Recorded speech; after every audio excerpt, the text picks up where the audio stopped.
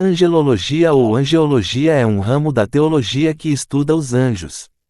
Como os pais da Igreja, com exceção de Orígenes de Alexandria, não demonstravam interesse especial pela natureza dos anjos, pode-se dizer que as bases das doutrinas angelológicas ocidentais foram formuladas por Santo Agostinho no século IV d.C.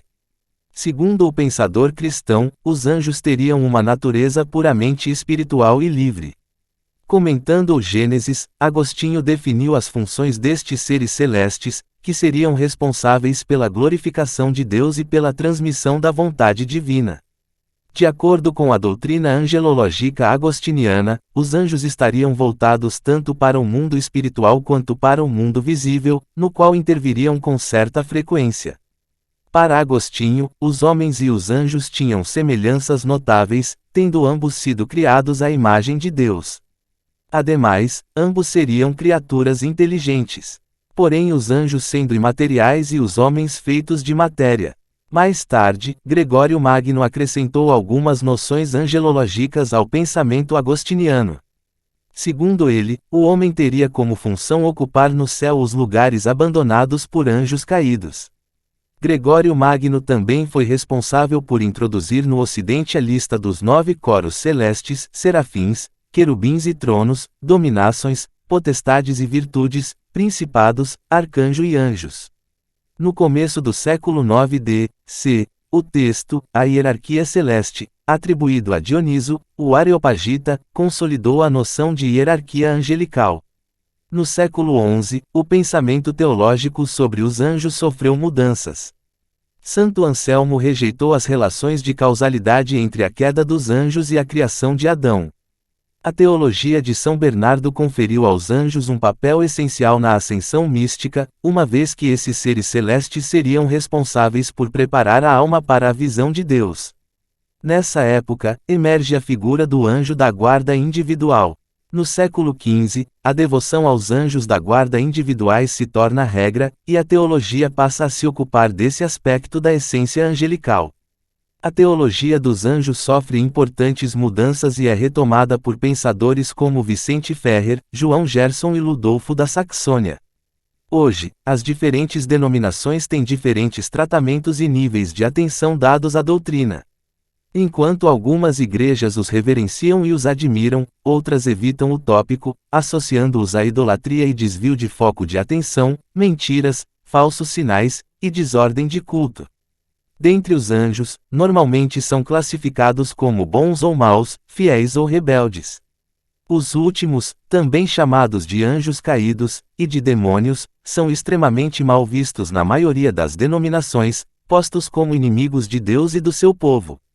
Os anjos de nomes conhecidos na Bíblia incluem Miguel, Rafael, Gabriel e Lúcifer.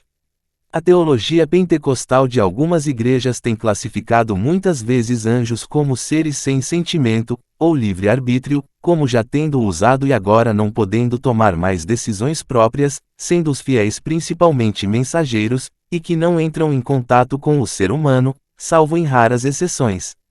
O desejo de salvar anjos caídos teve pouco estudo até hoje, sendo um dos que creram nessa hipótese Orígenes. Atualmente, há poucos pastores que concordam com a possibilidade de conversão de anjos caídos.